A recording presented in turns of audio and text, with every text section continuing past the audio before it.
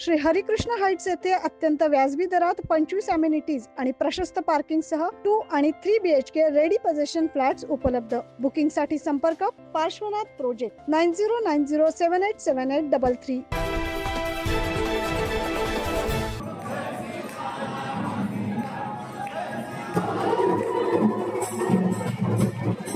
आज देशभरासह राज्यात श्रीरामनवमी मोठ्या उत्साहात साजरी होते।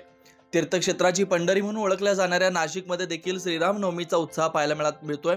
शहरातील ऐतिहासिक काळाराम मंदिरात दुपारी 12 वाजता पाळणा हलवून राम जन्मोत्सव साजरा करण्यात आला। यावेळी महाप्रसादाचं वाटपही करण्यात आलं।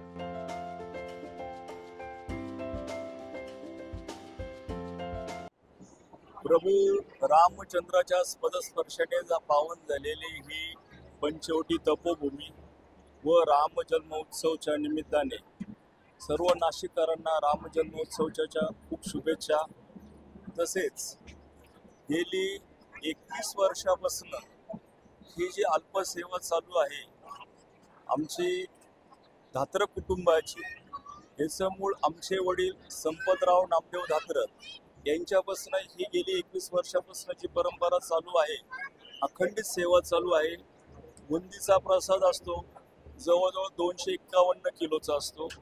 त्याचबरोबर पाण्याच्या ज्या भाविक येतात त्यांना ज्या पाण्याची व्यवस्था करण्यासाठी पाण्याच्या छोट्या जारमधल्या बाटल्या वगैरे असतात, त्या जवळजवळ 3,500 ते 4,000 बाटल्या पाण्याच्या वगैरे असतात।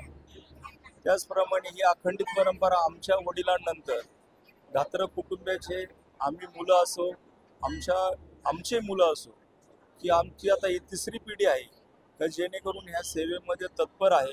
श्रीरामनवमी निमित्त तपोवनातील रामसृष्टी उद्यानात साकारलेल्या 70 फूट उंच प्रभू श्रीरामाच्या चरणी नतमस्तक होण्यासाठी पहाटेपासूनच भाविकांनी गर्दी केल्याचं पाहायला मिळत आहे।